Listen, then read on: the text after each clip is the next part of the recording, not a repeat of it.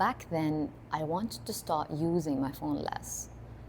You know that screen limit that we have in the iPhone? I was so excited about it because I wanted to like use my phone and look at it as a tool and like use my phone as less as possible. Only use it when I actually need it, not wasting time and scrolling. So I was so excited about it, and I end up telling my family that. But suddenly it feels heavier and I'm less excited about it.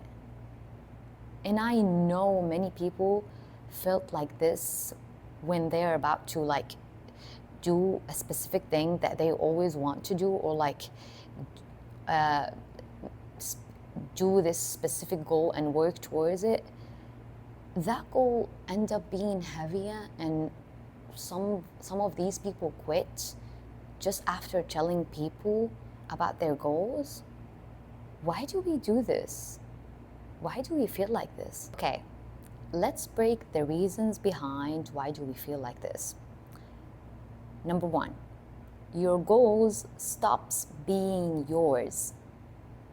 Your goals isn't yours anymore. Before telling everyone, the goal between you and yourself.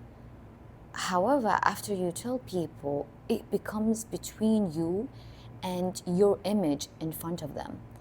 You no longer work because you love the goal. You're not going to put the effort because you love this thing that you are working toward. You're working to not disappoint their expectation of you. Like they are expecting too much of you, and you don't want to disappoint them. That's why you are putting the effort in. Let's say, for example, someone wanted to start using this instrument, okay? Let's say, for example, it's a piano, okay? Every day they were practicing because it was fun for them. They liked to learn this, how to use this instrument. That's why they started in the first place. However, after telling everyone, every training session reminded them that people were expecting results. You know, when they play around and say, "Oh, play a little bit for us," or something like that. So the pressure here outweighed the enjoyment. So the goal here is not about you here. It's not about you at all. And the second reason is that the goal becomes a performance. Once people know every step, it becomes a show.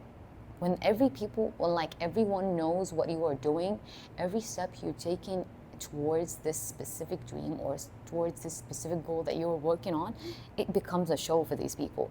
The mind starts to think, what if I fail? What would I tell them?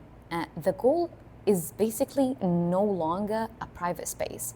It becomes a social test. It feels like everybody is watching you, even though it's not actually true. But like inside your head, it's like this. And the third reason is that your brain confuses intention with identity. Don't get me wrong, it can be positive and it can be negative, but I'm speaking about the negative one here. You say to yourself, I am a writer.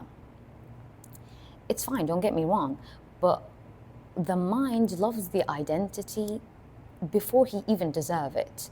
So the work will diminish.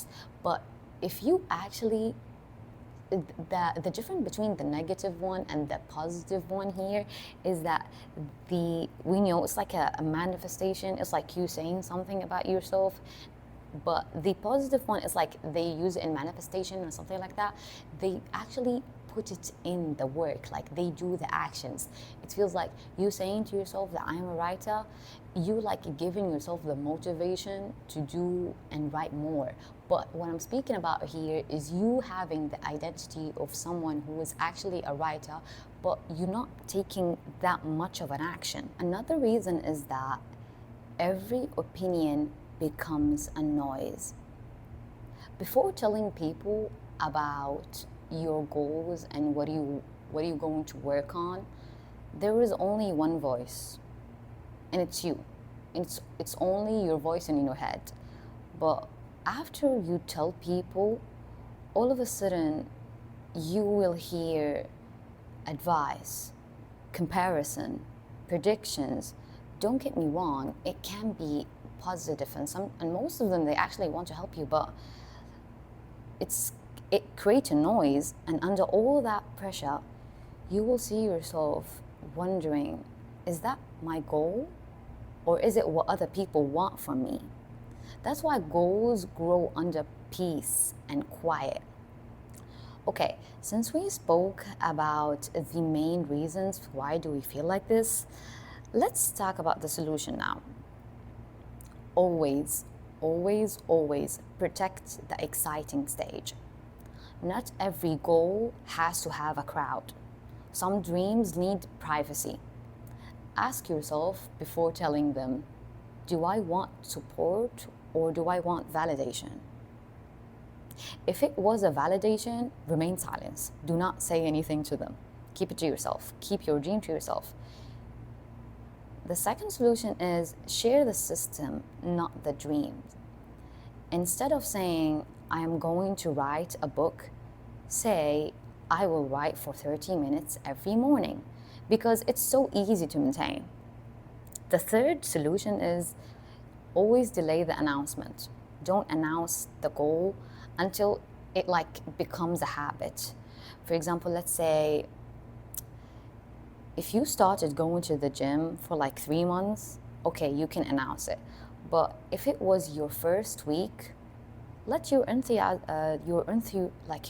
all enthusiasm work for you. Let it work in your favor. Do not announce it. And I know that you've noticed it when you have this private dream that nobody knows about, and you just keeping it for yourself and putting all the effort in it, you will discover that your motivation has become purer.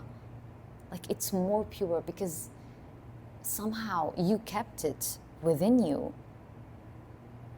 Perhaps you've lost your enthusiasm, not because you are lazy, but because the goal has shifted from something you want to experience to something you want to prove. And there is a big difference, because some dreams do not need encouragement. They need more privacy. Thanks for watching.